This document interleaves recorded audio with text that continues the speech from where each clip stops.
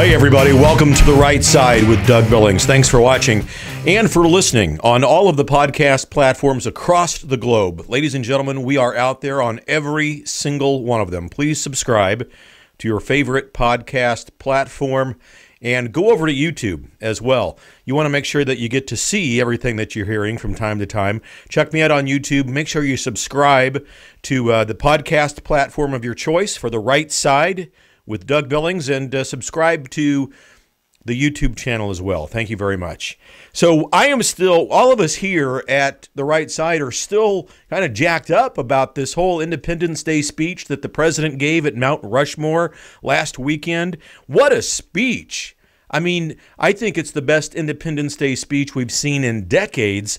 Clearly one of the best speeches from Donald Trump. And you just can't help but listen to that thing.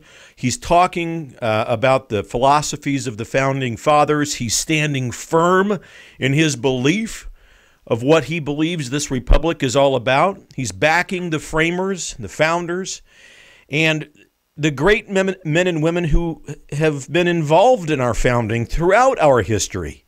You know, they're heroes. They're human beings first, heroes second, and because of their humanity, none of them are perfect. I've only read about two perfect people in the entire history of the human race, Jesus and his mother. So, you know, human beings, the rest of us at least, aren't perfect. But some of us, some of our heroes have done great things. And what's wrong with building a statue to these folks, knowing that they're flawed, that their human condition prohibits them from being perfect, but yet we honor the greatness, the things that they've done. So President Trump stood firm in his belief and his honor of the heroes of our republic, and God bless him for doing it.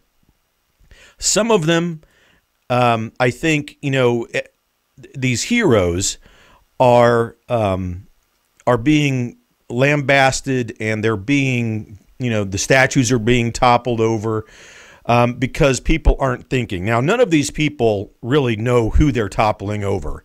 They might see the name Christopher Columbus. Oh, this guy was a scourge and he's responsible for the deaths of millions. And actually, they're not correct about any of those assumptions, by the way. It's speculation and it's mass hysteria and panic from children who were raised to think that everybody gets a trophy, and when things don't go their way, or if they disagree with someone's opinion, they have a conniption fit and don't know how to handle it. We saw that on full display in 2016 when President Trump won the election, and you saw them all cry. We call them snowflakes, right? So some of the heroes have had personal problems in their humanity, but so what? Who hasn't? Who amongst us, right, can throw that first stone? We've all had failures and setbacks. We've all had issues within our own humanity. And, God help us if we're all held to a standard by which you can't make a mistake. We're not going to honor you unless you're perfect. Well, this would be a vast, empty world with no statues and no monuments. So the speech was about uniting behind the ideals of our founders. The ideals and the guiding hand of divine providence, right? It was unifying. It was powerful, shunning the Marxist and the socialist upheaval, chaos, and the rhetoric of the minority of that group. And they are the minority, ladies and gentlemen. The groups of people that we see rioting in the streets are really less than 0.5% of our population. Now, we see it every day, because the left-wing media puts it out in front of our faces every day. But those people represent less than 0.5% of anybody's opinion in this country. So that's the good news. And that's what today's program is really all about. In the midst of the bad news, when we'll talk about some of the bad news, but in the midst of the bad, there is the good. And we're called always, and I've said it before, that every tragedy, adversity, and challenge that we face is a blessing waiting to be born. And if we look at this stuff with the proper perspective, there are lessons and blessings to be had, many of them. So President Trump said, turn your back on the Marxists and the socialists. We are not going to yield. We are not going to kneel. And he announced this new park of the statues of heroes, kind of the big finger, right? The big FU to everybody who says, hey, you don't like statues, we're going to build more of them. And he did a good thing, and that's uniting the majority of the country. You know, the people that are in the minority, the ones that we need to turn away from, they're the ones that are out there committing the crimes, the rape, the murder, the anarchy, the arson, looting and rioting. And they're all members of the New Democratic Socialist Party. That's the electoral base of the New Democratic Socialist Party. Those people that are rioting, murdering, raping, and so forth. That's why they want mail-in ballots in the hands of these kinds of people. Fraud and forgery will be easy because they obviously don't give a hoot about any kind of morality. Let's get them some mail-in ballots and forge them and send them in. You think that's far-fetched? You're wrong. The speech spoke about the blessings and the grandeur of this nation as it's encapsulated in the documents of the Declaration of Independence and our Constitution. I mean, really, it was firmly stated that anarchy against the Republic and its citizenry will not be tolerated. And those monuments, statues that are erected to our heroes will not be taken down. A unifying speech it was. For the majority of Americans, it was unity, unifying, and strength. Now, as if right on cue, the liberal media, who is not about unity, the mainstream media does not want us to be united. I mean, evidence of the obvious is sufficient, ladies and gentlemen. Just look at the news every night, right? They're showing the anarchy. That's what they want. They want anarchy. Especially in election year, but always they want it. The Washington Times, the New York Times and Post, and other repugnant media outlets, they all came together as if on cue to say, oh my God, this was the most divisive and vile speech we've ever heard. And, they dared to side with those criminals, the looters, the rioters, the anarchists, the rapists, and the murderers. The mainstream media is on their side. They said so by supporting the mob and saying that Trump was delivering a divisive speech. Really? Are we now supposed to have patience and coddle the mob? Are we supposed to say, hey, all of you that are committing rape and murder and arson and riots and so forth, we're going to coddle you, we're going to try to unite you? No, I don't think so. That's not what we're about here. And rightly so. We're taking a firm stance exactly against that kind of behavior and against those kinds of actions. That's the American way. That's strength. And President Trump has displayed strength. People that don't like him are repulsed by it. They just don't understand it. They have nothing substantive to say is why they disagree. They just don't like his style. They don't like his personality. And they don't like the fact that he's winning. That's really it. They can't stand his personality. They can't believe that he's the president. And they can't stand that he's winning. And winning big. So anyone, any rag, any media outlet, any person who would support the mob and say that President Trump didn't deliver a unifying speech is simply intellectually immature. We don't have time really to deal with them. And to suggest to actually have the lack of intellectual capacity to say something as if the president's speech was divisive and deeply disturbing, well, then those people, if they want to go side with the anarchists and the murderers and the rapists, go right ahead. But again, remember, that's less than 0.5% of our population. That mindset will never be the minority in this country. It will never be. To state that the president's speech was divisive is to be anti-American. It's to say, I hate America. I don't love America. I don't love its founders and the reasons and the philosophies by which it was founded. I turn my back on divine providence and God himself. Well, again, the vast majority of Americans believe in the president's message, ladies and gentlemen. And my unscientific measurable of this is the fireworks displays that night. Everywhere across the country. I don't know about your neighborhood. I suspect that in your neighborhood it was the same as mine. It was like a war zone. A great, beautiful, patriotic war zone. I haven't seen so many fireworks shot off since, I don't know, since I was a kid. I live in an area where they're outlawed, but who the heck cares? You could have never told the fact that they were outlawed. In fact, you probably saw that viral video of an airplane that was flying over a vastly populated section of California, and you saw amateur fireworks displays going off down there, just like the beautiful patriotic message that it is. The big FU to the new Democratic Socialist leadership of California and elsewhere in this country that said, we're going to shut 4th of July down. We're going to stop Independence Day celebrations. Stay inside. Don't shoot off anything. Don't go to any outdoor gatherings. Well, BS. That airplane video was classic. I mean, just a massive amount of fireworks going off down there, and I loved it. I think it was one of the best videos that I've seen, and it's my unscientific measurable of how much this president inspires us and how much the new Democratic Socialist Party's policies are backfiring on them, completely backfiring them. With every radical mandate that they put forth, they drive the entire country towards the red, the Republican Party. The new Democratic Socialist Party has no platform for middle-of-the-road folks who might be hemming and hawing between Republican and Democrat. They're not ever, they've never been committed to either party. The independent voter. With every wild, crazy mandate these new Democratic Socialist Party members put forth, it moves everybody, especially that critical independent voter group, right towards the Republican Party. And I've said it before, I'll say it again. I really think you're going to see states like California vote red Republican this year.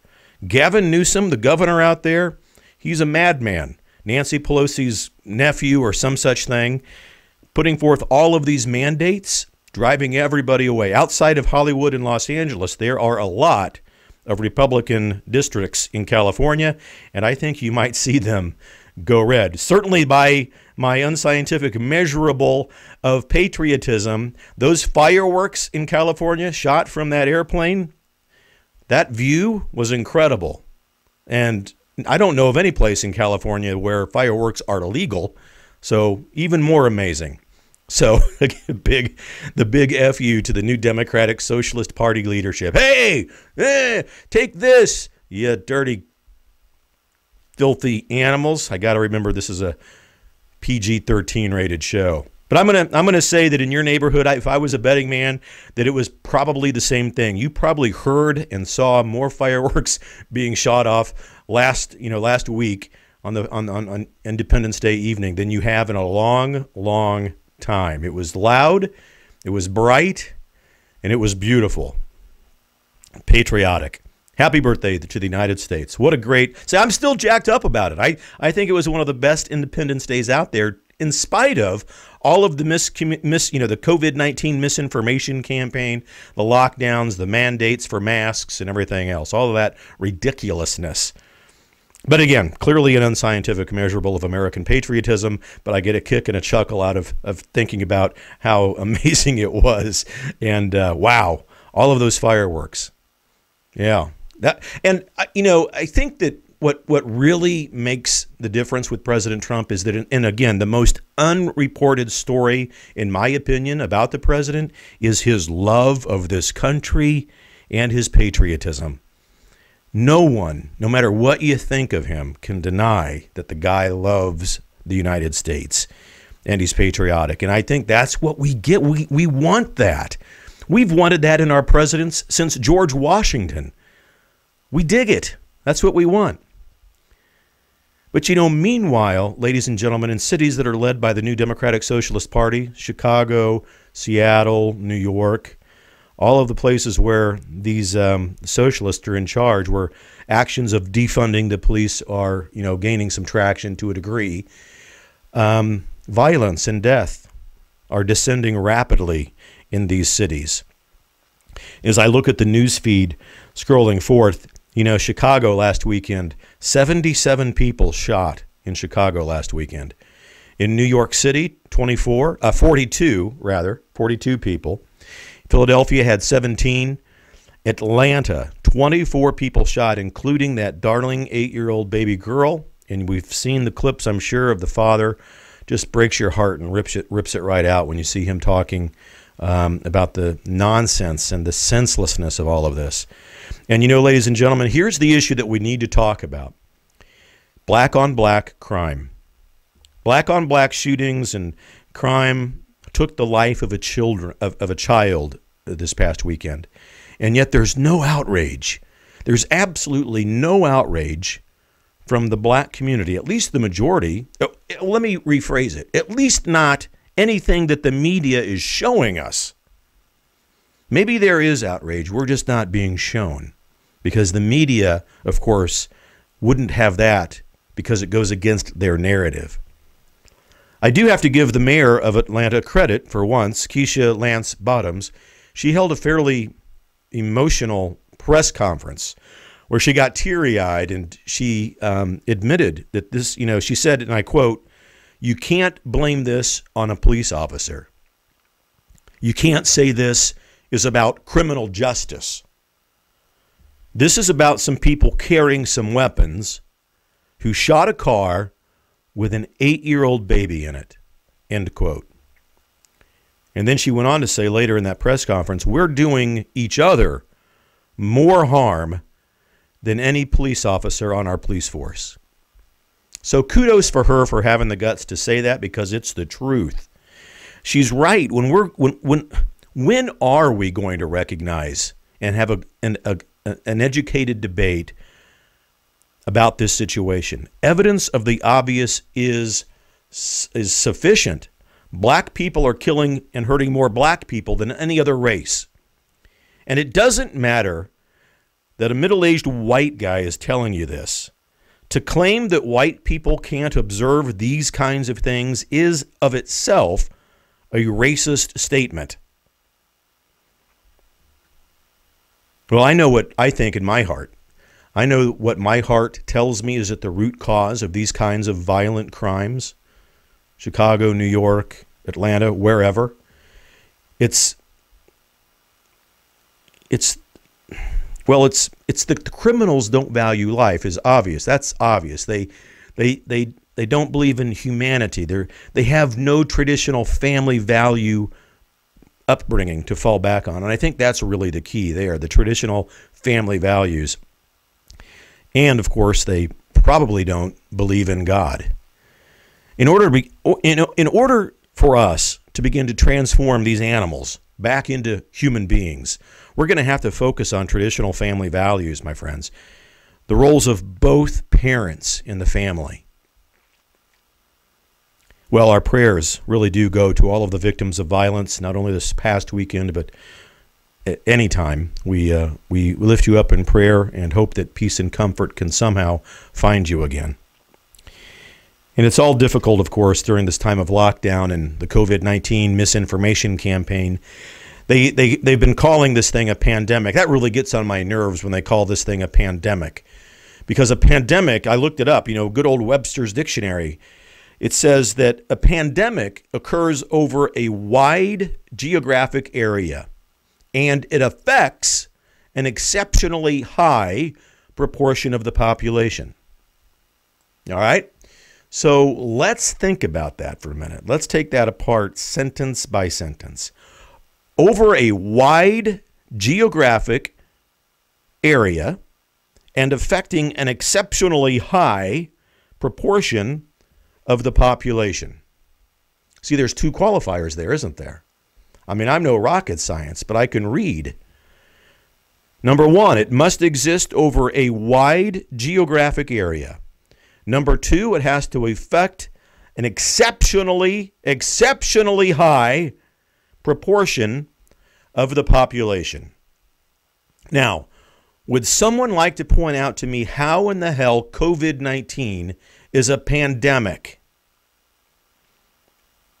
Because it clearly doesn't meet those two qualifiers as far as Webster's Dictionary is concerned of meeting the definition of a pandemic. Yet the vast majority of members of the media and influencers in this country are calling it a pandemic. Why? It's clearly affected some pockets of the United States, but it's not even close to affecting a wide geographic area or exceptionally high numbers of the entire population. It's just not. The total number of people touched by this virus is less than 1%. It might be approaching 1% now, but clearly 1% isn't a pandemic. The only pandemic that we have in this country, ladies and gentlemen, is a pandemic of wildly unnecessary fear and panic about a virus that has a 100% recovery rate, unless you're medically fragile or elderly, which is like anything. I mean, you could die from a staph infection if you're medically fragile or elderly. Why do we have to hang, ghoulish panic around COVID-19?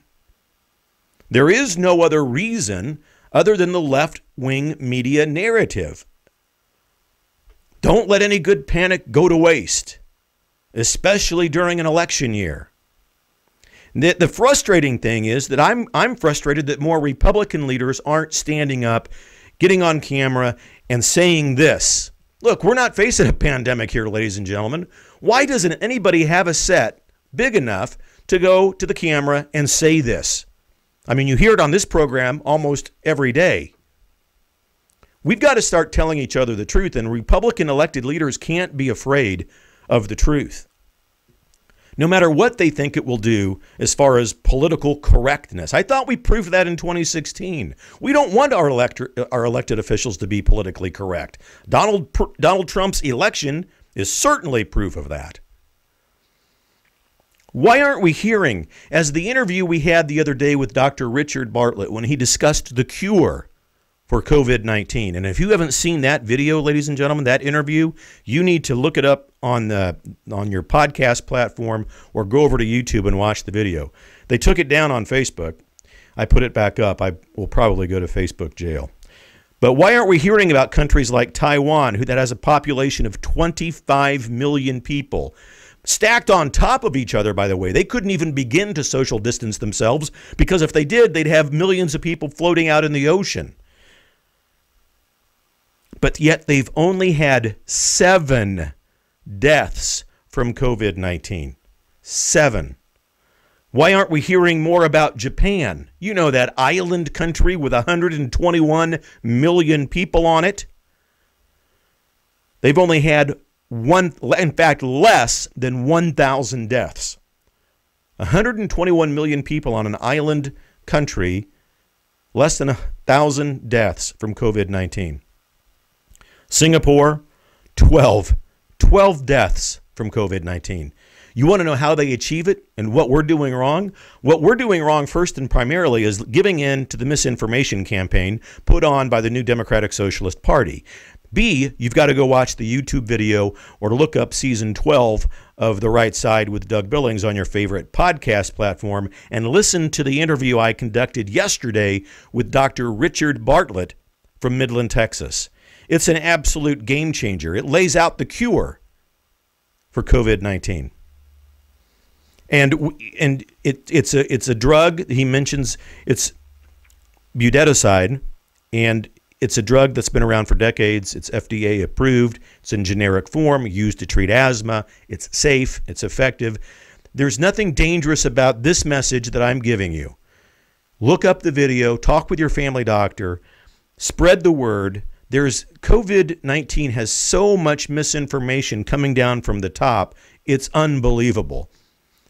In Dr. Richard Bartlett's patients, all that he's treated, 100% of them have recovered. 100%. Keep in mind that already COVID-19 has a 100% recovery rate anyway. I mean, 98.9% recovery rate. So this big bugaloo panic, this wildly unnecessary panic about this virus, about this nothing burger, has been, since the beginning, just mind-blowing and unbelievable that the media can warp us and herd us like sheep off onto the ledge of panic. But again, go to the YouTube channel, Doug Billings, look up that interview, and I beg you, share the good news, because this world, this country needs that kind of good news right now, ladies and gentlemen. It's a cure. It's a treatment.